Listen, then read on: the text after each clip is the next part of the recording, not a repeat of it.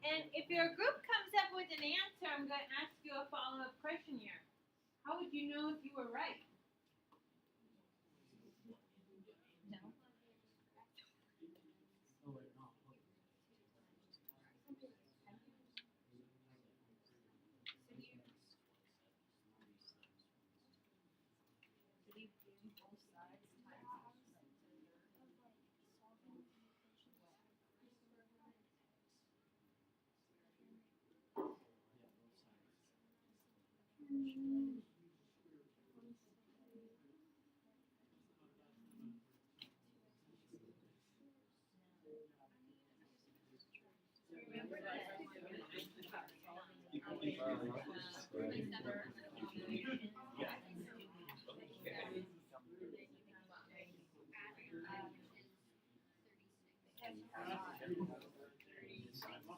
Okay, so I heard some really good conversations around the room, so I want to hear from you guys. If you just saw this problem on a piece of paper somewhere and you thought, okay, I'm going to solve this problem, what would you do? Brianna? Well, our group subtracted the one, or added the one. Okay, you really added one to both sides. Yeah. And then we needed to have, well, that was 3. And then we needed to get rid of the cube root, so we times it all to the 3rd. Okay, so you're not actually multiplying. You are raising it to the 3rd, right? So I'm going to be real picky about that because I want people to remember that raising to a power is repeated multiplication, but it's not multiplying by the power. Okay, so you said you'd raise everything to the 3rd. And that equaled x minus 9 equals 20. Yeah, you're right.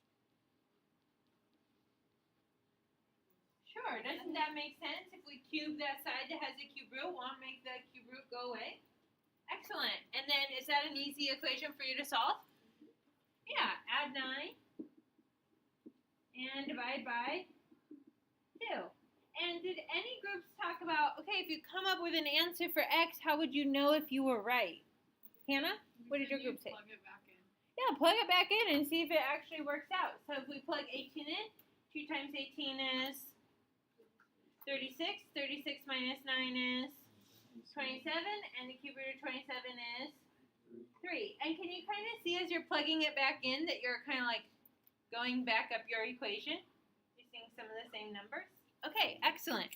So off to the side here, I just have some tips for solving radical equations. So I would argue at this point, most people in the room were okay without any kind of lesson about solving radical equations, right? You have an idea of what to do. Here in words is basically what you guys said you would do. Number 1, isolate the radical. So in this case, we couldn't do anything with the cube root until the cube root was all by itself. We don't want to have a minus 1 over there. We want it to be on the other side. Once you isolate the radical, then you can raise both sides to the nth exponent, where n was your index, right? So if it was a cube root, you're going to cube both sides, like Brianna said. If it was a 5th root, what are you going to do to both sides? Raise it to the 5th. Thank you, Jen. If it's a square root, we're going to square both sides. And then after you do that, you should be able to solve, okay, like normal for x, because you won't have the exponent or the nth root there anymore. And then you just check your solution. Okay. So not too bad, right? Of course, there's always some extra as we get through these new types of functions. I'm going to give you another problem. I want you just to work with your groups and solve it, check it.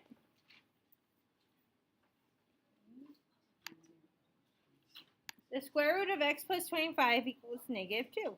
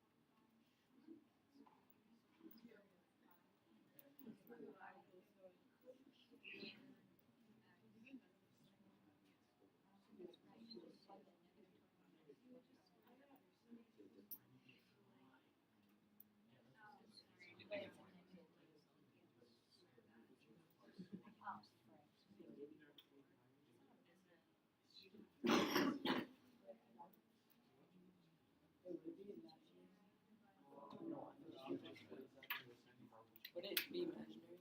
Because since it's odd, it'd only be one answer, right? When you square the two. Oh. And this is odd? Well, the answer is even. It's 4. So would it be plus or minus? Oh yeah. But I don't have that, do I? No. Oh, okay. Okay, let me ask this question. What would you do first? Yeah, on this one, there's nothing to like add or subtract, multiply or divide. Okay, so we're gonna square both sides right away.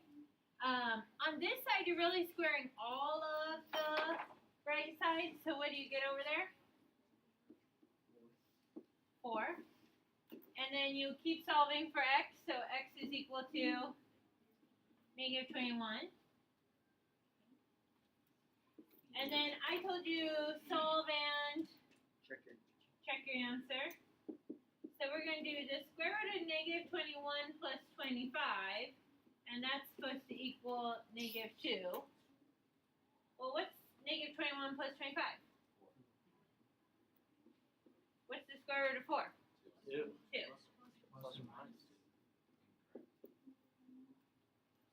If I just say to you, what is the square root of 4?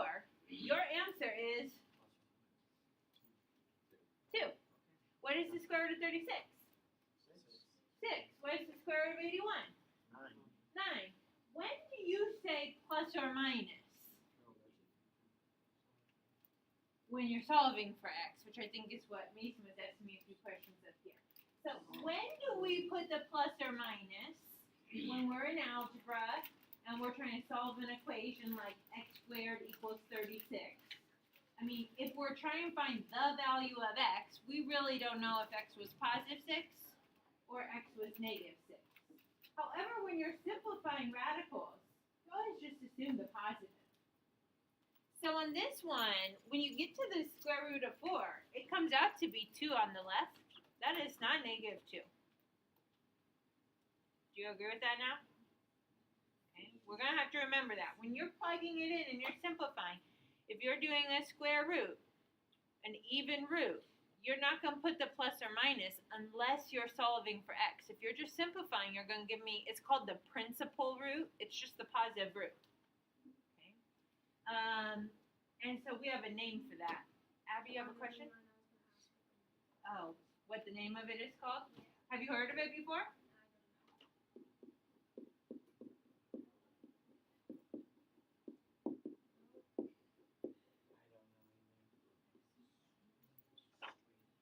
Extraneous.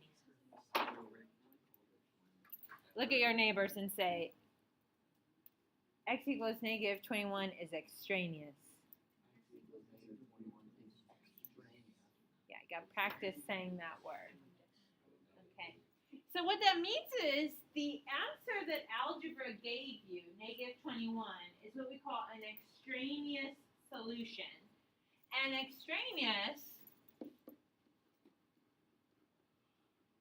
just means false. Now, false is different than wrong. You didn't do anything wrong. You did everything right. You did what the math said you should do. And then when you plug it back in, it doesn't make sense. So it's a false solution. In this case, our only solution was false, so that means we have no solution. So there is no x that you can plug in under the square root there, x plus 25, and you'll get out a negative 2. It won't happen in simplifying. You know, that kind of goes back to that question like Mason was asking me, like, should I be getting an imaginary answer, like something about a negative there? If we tried to make this x plus 25 equal to negative 4 to amend this extraneous issue, then the square root of negative 4 would be imaginary, 2i. It wouldn't be negative 2. So there just is no number for us to put in there because the square root of 4 is 2 and the square root of negative 4 is 2i, And neither of those are ever going to be -2. Okay? So, make a note to yourself in your notebook. You need to be on the lookout for extraneous solutions. So you need to be checking for extraneous solutions when you're solving radical equations. Now, I'll give you a little hint here. You only really have to worry about the extraneous solution if you had an even root to start with, right? That's the one that's going to be tricky because those are the ones where if we're solving, we say plus or minus, but if we're simplifying, we only say plus. So if it needs to simplify to be the negative, it's not going to be a solution. But when in doubt, just check them all, and then you'll know if they're extraneous or not. Okay, now talk to your group member and ask them what you would do to solve an equation like this. The square root of 2x plus 5 equals the square root of x plus 7. What would you do?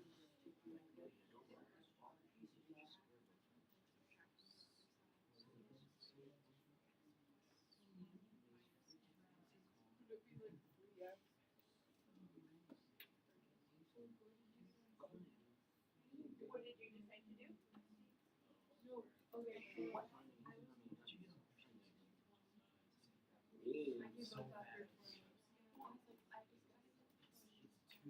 Okay, so most groups probably said step number 1 is do what? Square it. Square it, right? I mean, we can't do anything with those radicals there. So let's square both sides. As long as we do it to both sides, we're okay, right? And in this case, all it does on both sides is cancel out a radical. Isn't that nice? Can you solve that equation? Yeah, x equals 2. Now, you could also do the check, right? Plug 2 back in, make sure that it works out. So 2 times 2 is 4, plus 5 is 9, the square root of 9 is 3. 2 plus 7 is 9, the square root of 9 is 3, so 3 equals 3. It works on both sides. Okay? Man, you guys are professionals. Am I close to that little X? Yeah. Talk to your group members. What would you do on this problem?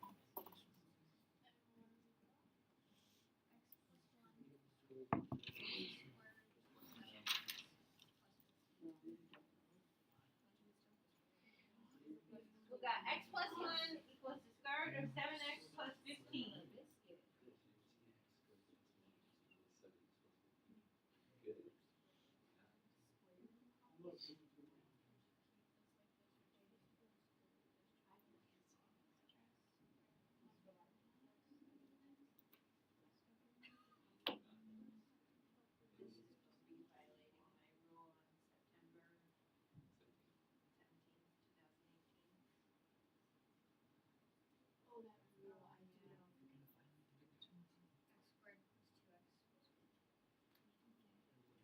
Okay, tell me what your first step would be. Square both sides, right? I mean, again, how are you gonna solve for x if it's under this radical, right? No good. So let's square both sides. Now, if you square this left side, you want to square all of it. So Jet's giving me parentheses. And I saw one person, so I said, hey, if you do that, you're going to be violating that rule that I gave you on September 17th, 2018, which is, that's not x squared plus 1. What is it? X squared plus 2x plus 1. Okay, there's 2 ways for you to do that. Write it out as x plus 1 times x plus 1 and FOIL it out. Middle terms will combine. The other way to do it, if you know the pattern right here, a plus b quantity squared, so a is x, b is 1. That's equal to a squared plus 2ab plus b squared, which in this case would be x squared plus 2 times x times 1, which is 2x plus 1 squared, which is 1.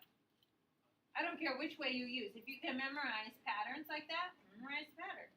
I know the pattern.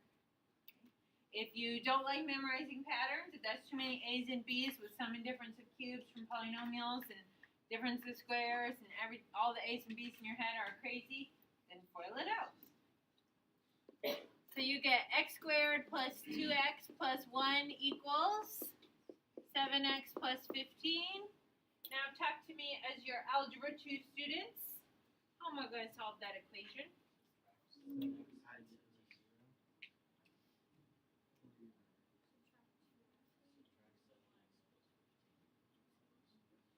Give me some reasonings. Oh, Jacob, you're using a great word here. What are you saying? Quadratic. That you have a quadratic equation. So think back to chapter 3. How can you solve quadratic equations? Don't roll your eyes just because we go back to the chapter we did before. That's math, right? Correct. How can you solve a quadratic equation? Quadratic formula, but I would, of course, Elise said factoring. I would try to factor first because that's going to be faster than quadratic formula. But if it doesn't work, I'm going quadratic formula. In order to be able to factor or quadratic formula, what must be true? Must be equal to 0. Thank you, Hannah. So subtract 7x and subtract 15 from both sides. We'll get x squared minus 5x minus 14 equals 0. It does factor.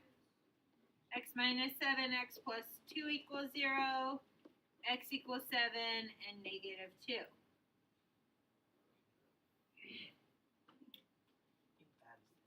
Now, what should I do with those answers? I should check them. So I'm going to check 7.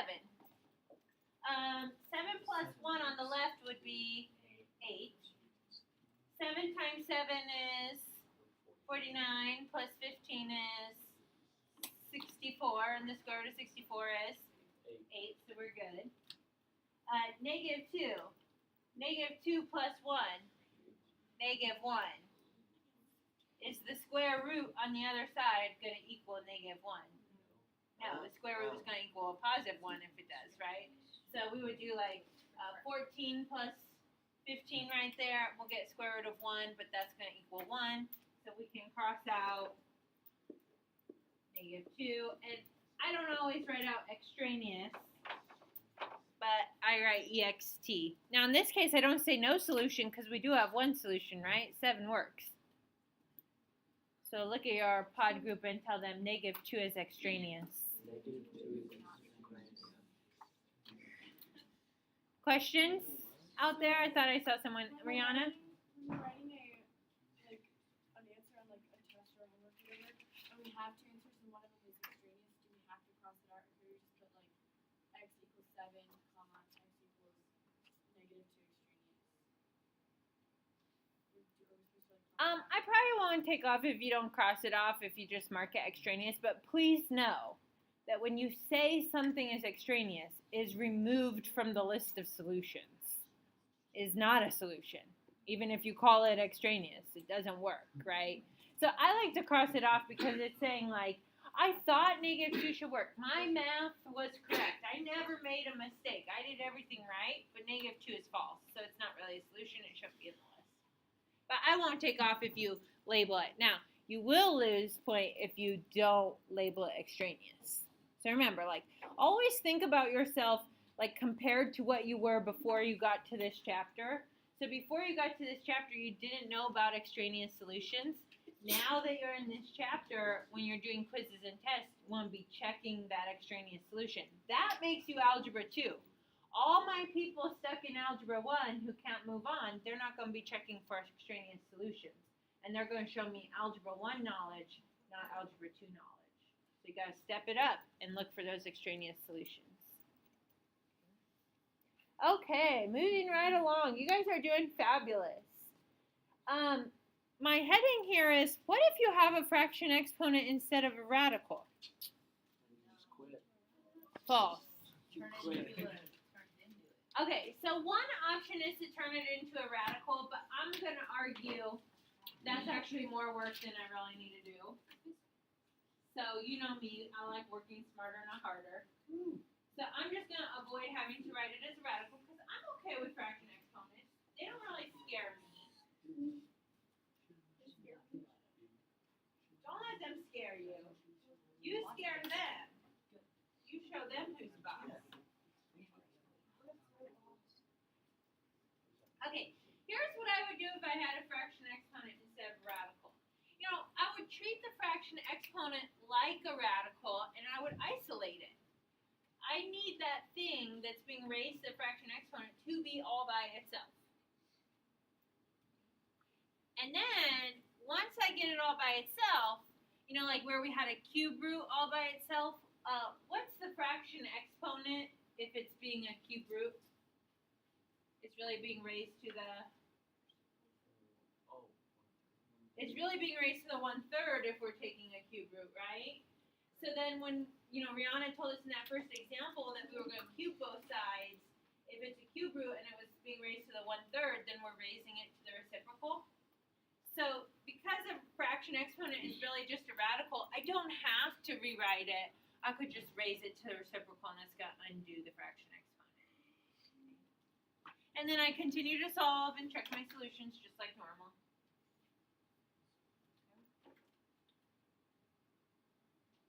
So I've got that example over there on this side. I've got 2x to the 3/4 plus 2 equals 10.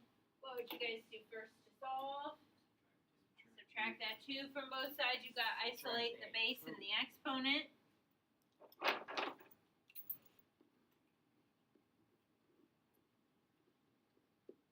So I've got 2x to the 3/4 equals 8. Have I isolated the base and the exponent? Yeah, what's the exponent? 3/4. What's its base? 2x. Can I divide by 2 right now? No, because it's not really 2. It's 2 to the 3/4. And I don't want to divide by 2 to the 3/4 on the other side. Okay, because I would have to distribute the exponent in. So I'm going to say that that's good, right? The base and the exponent are isolated. So now I can do this step right here. Raise both sides to the reciprocal. So I'm going to raise this side to the 4/3, and I'm going to raise this side to the 4/3. Now think about like going back to section 5.1 and section 5.2. Now we know why we practice properties of radicals and properties of rational exponents. What should you do with these two exponents? You'd multiply them and they cancel. They turn into 1. So this is just 2x, which, hey, that's what we wanted to do, right? Get rid of a fraction exponent. What happens on the other side? 8 to the 4/3. Cube root of 8 raised to the 4th. Of course, this is my notes, so I'm going to go ahead and write that stuff out, right? Now I think is a really good time to change it to a radical. I think better in radicals and roots than I do in fraction exponents. So the cube root of 8, Kaylee told us, was 2, and 2 to the 4th is 16. So we have 2x equals 16. So x must be equal to. So now you can see the importance of section 5.1 and section 5.2. You've got to be able to evaluate fraction exponents.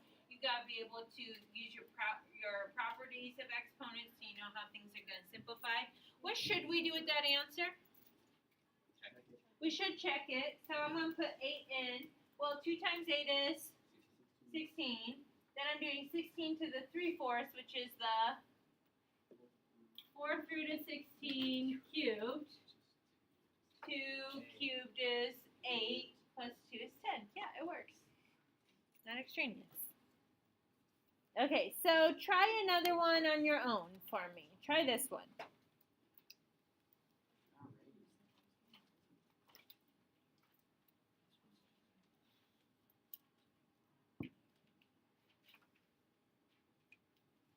We've got 3 times the quantity x plus 2 raised to the 3/4 equals 24. If you want, like, check in with your group. What are you doing first? Am I doing the correct first step?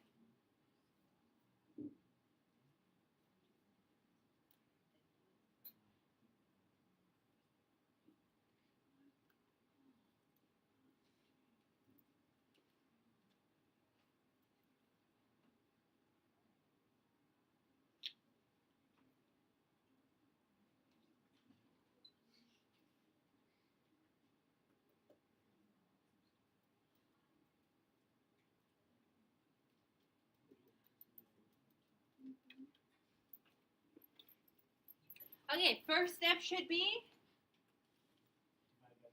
divide by 3. So we get x plus 2 to the 3/4 equals 8. Next step, raise to the reciprocal, 4/3. Remember, you're not multiplying by 4/3. Don't make that mistake. You are raising to the 4/3.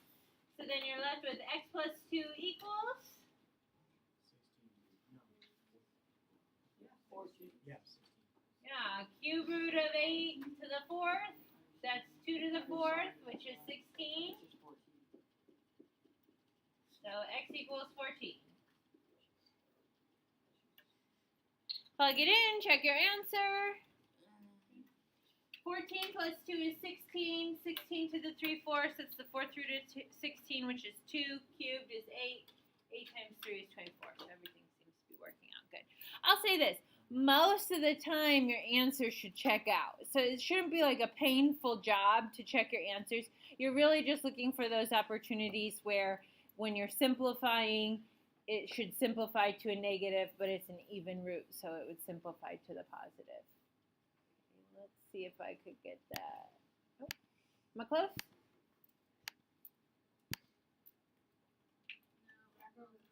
Down.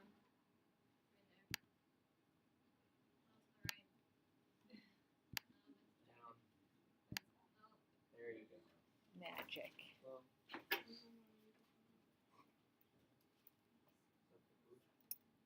I should give you a prize if I get it on the first one.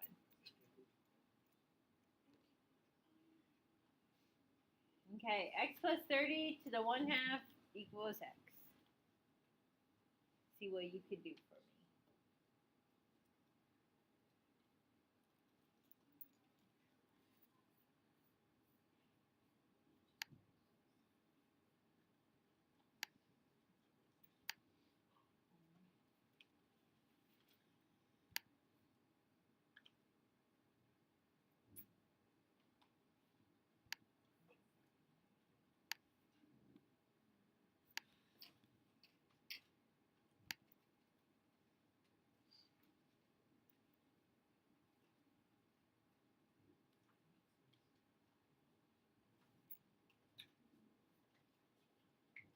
What'd you do for your first step?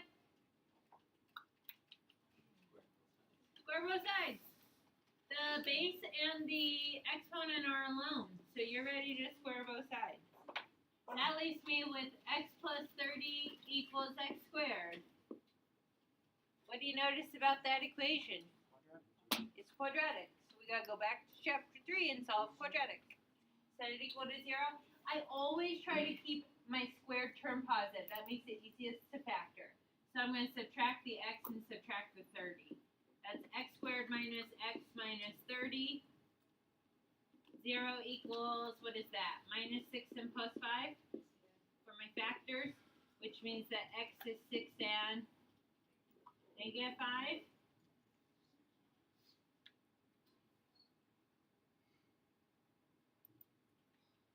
Both work?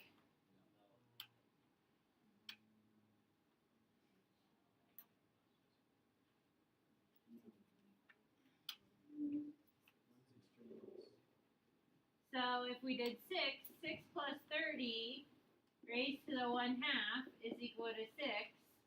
That's 36 to the 1/2 is equal to 6. True? Yeah, square root of 36 is 6.